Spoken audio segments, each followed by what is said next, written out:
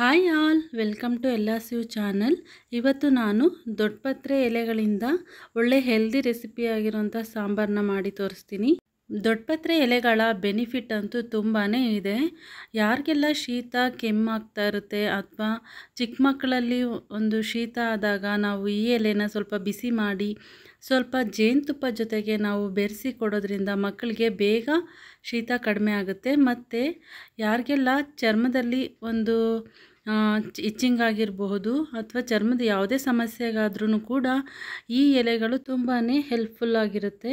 ಇದಕ್ಕೆ ನಾನಿವಾಗ ಕರಿಬೇವು, ಬೆಳ್ಳುಳ್ಳಿ, ಶುಂಠಿ, 2 ಒಣಮೆಣಸಿನ್ಕಾಯಿ, ಜೀರಿಗೆ, ಮೆಣಸು ಮತ್ತು ಒಂದು ಹಸಿಮೆಣಸಿನ್ಕಾಯಿ ಜೊತೆಗೆ 1 ಕಪ್ಪಷ್ಟು ಕಾಯಿ ತುರಿ ತೊಗೊಂಡು, 1 ಈರುಳ್ಳಿ ತೊಗೊಂಡಿದ್ದೀನಿ, ಟೊಮೊಟೊ 2.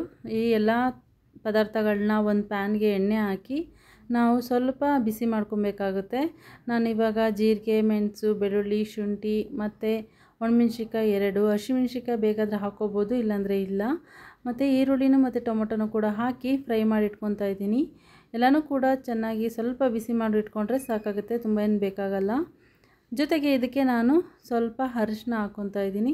ಅರಿಶಿನ ಜೊತೆಗೆ ಕಾಯಿ ತುರಿನೂ ಕೂಡ ಹಾಕ್ಕೊಂಡು ಸ್ವಲ್ಪ ಕಾಯಿ ತುರಿ ಹಾಕ್ಕೊಂಡ್ರೆ ಸಾಕಾಗುತ್ತೆ. ಚೆನ್ನಾಗಿ ಫ್ರೈ ಮಾಡ್ಕೊತಾ ಇದ್ದೀನಿ. ಎಲ್ಲನೂ ಕೂಡ ಚೆನ್ನಾಗಿ ಫ್ರೈ ಆದ ನಂತರ ಬೇಳೆ ಸಾಂಬಾರು ಪುಡಿನ 2 ಟೇಬಲ್ ಸ್ಪೂನಷ್ಟು ಹಾಕ್ಕೊತಾ ಇದ್ದೀನಿ. ಇಲ್ಲಿ ಎಲ್ಲನೂ ಕೂಡ ಚೆನ್ನಾಗಿ ಫ್ರೈ ಮಾಡಿಕೊಂಡು ತಣ್ಣಗಾಗೋಕ್ಕೆ ಇಟ್ಕೊತಾ ಇದ್ದೀನಿ ಸೈಡಲ್ಲಿ. ನಂತರ ಅದೇ ಪ್ಯಾನ್ಗೆ ಎಣ್ಣೆ ಹಾಕಿ ಒಂದು 15ರಿಂದ 20 ದೊಡ್ಡಪತ್ರೆ ಎಲೆನ ಹಾಕ್ಕೊಂಡು ಚೆನ್ನಾಗಿ ಹುರ್ಕೋಬೇಕಾಗುತ್ತೆ. ಚೆನ್ನಾಗಿ ಹುರಿದ್ರೇ ಸಾಂಬಾರು ಟೇಸ್ಟು ಚೆನ್ನಾಗಿರೋದು ನಿಮಗೆ. ಅದನ್ನು ಹುರಿಲಿಲ್ಲ ಅಂತ ಅಂದರೆ ಅದು ಹಸಿ ಸ್ಮೆಲ್ಲಾಗಿರುತ್ತೆ, ತಿನ್ನೋಕ್ಕೆ ಕೂಡ ಒಂಥರ ಕಷ್ಟ ಆಗುತ್ತೆ. ಅದರಿಂದ ನಾವು ಚೆನ್ನಾಗಿ ನೋಡಿ ಈ ಥರ ನೋಡಿ ಇಷ್ಟೊಂದು ಎಲೆ ಹಾಕಿರೋದು ಸ್ವಲ್ಪ ಆಗುತ್ತೆ ಚೆನ್ನಾಗಿ ಬೆಂದ ನಂತರ. ಇದರಲ್ಲಿ ಒಮೆಗಾ 6 ಇರೋದ್ರಿಂದ ನಮ್ಮ ಕಣ್ಣಿನ ಆರೋಗ್ಯಕ್ಕೆ ತುಂಬಾ ಒಳ್ಳೆಯದು ಅಂತ ಹೇಳ್ಬೋದು. ನಂತರ ವಿಟಮಿನ್ ಸಿ, ವಿಟಮಿನ್ ಎ ಇರೋದ್ರಿಂದನೂ ಕೂಡ ಒಳ್ಳೆ ಆರೋಗ್ಯಕರವಾದಂತಹ ಸಾಂಬಾರು ಅಂತ ಹೇಳಬಹುದು. ನಾನು ಇದನ್ನು ಈ ಥರ ನುಣ್ಣಗೆ ಪೇಸ್ಟ್ ಮಾಡಿ ಇಟ್ಕೋತಾ ಇದ್ದೀನಿ. ನಂತರ ಕುಕ್ಕರ್ಗೆ ಸಾಸಿವೆ, ಜೀರಿಗೆ, ಮೆಣಸು, ಬೆಳ್ಳುಳ್ಳಿ ಮತ್ತು ಒಣಮೆಣಸಿನ್ಕಾಯಿ, ಕರಿಬೇವನ್ನ ಹಾಕ್ಕೊಂಡು ಒಗ್ಗರಣೆ ಮಾಡ್ಕೊತಾ ಇದ್ದೀನಿ. ಇದಕ್ಕೆ ಒಗ್ಗರಣೆಗೆ ಇಷ್ಟು ಹಾಕ್ಕೊಂಡ್ರೆ ಸಾಕಾಗುತ್ತೆ. ನಂತರ ನಾವು ರುಬ್ಬಿಟ್ಕೊಂಡಿರೋಂತಹ ಮಸಾಲೆನ ಇದಕ್ಕೆ ಹಾಕ್ಕೊಬೇಕಾಗುತ್ತೆ. ಮಸಾಲೆ ತುಂಬ ನುಣ್ಣಗಾಡಿಸ್ಕೊಂಡಿದ್ರೆ ತುಂಬಾ ಚೆನ್ನಾಗಿರುತ್ತೆ. ನೋಡಿ, ರುಬ್ಬಿಟ್ಕೊಂಡಿರೋ ಮಸಾಲೆನ ನಾನು ಇವಾಗ ಸೇರಿಸ್ಕೊತಾ ಇದ್ದೀನಿ.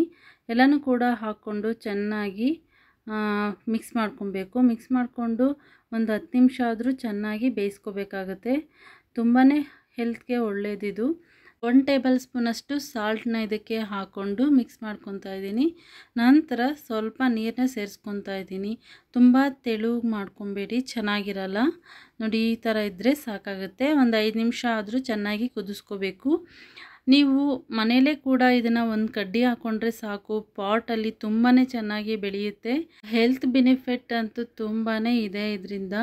ನೀವು ಕೂಡ ಅವಾಗವಾಗ ಈ ಥರ ಸಾಂಬಾರನ್ನ ಮಾಡ್ಕೊಂಡು ತಿಂತಾ ಇರ್ಬೋದು. ನಮ್ಮ ದೇಹದಲ್ಲಿರೋ ಕಫನ ಕಡಿಮೆ ಮಾಡೋಕ್ಕೂ ಕೂಡ ಈ ಸೊಪ್ಪು ತುಂಬಾ ಸಹಾಯ ಮಾಡುತ್ತೆ.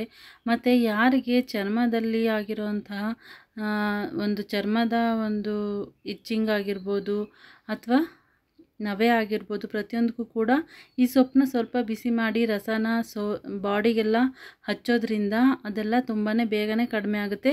ಚರ್ಮದ ಯಾವುದೇ ಪ್ರಾಬ್ಲಮ್ ಇದ್ರೂ ಕೂಡ ಈ ಸಾಂಬಾರನ್ನ ನೀವು ಅವಾಗವಾಗ ಸೇವಿಸೋದ್ರಿಂದ ನಿಮಗೆ ಯಾವುದೇ ರೀತಿ ಚರ್ಮದ ಪ್ರಾಬ್ಲಮ್ ಬರಲ್ಲ. ತುಂಬಾ ಹೆಲ್ತಿ ರೆಸಿಪಿ ಅಂತ ಹೇಳ್ಬೋದು. ಆದರೆ ಪ್ರೆಗ್ನೆಂಟ್ಗಳು ಈ ಸೊಪ್ಪನ್ನ ಯೂಸ್ ಮಾಡೋದು ಬೇಡ.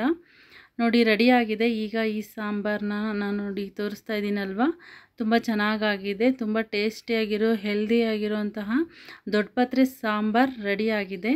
ಯಾರೆಲ್ಲ ನನ್ನ ಚಾನಲ್ನ ಸಬ್ಸ್ಕ್ರೈಬ್ ಮಾಡಿಲ್ಲ ಪ್ಲೀಸ್ ಸಬ್ಸ್ಕ್ರೈಬ್ ಮಾಡಿ, ಲೈಕ್ ಮಾಡಿ ಮತ್ತು ಶೇರ್ ಮಾಡೋದನ್ನ ಮರಿಬೇಡಿ. Thank you all.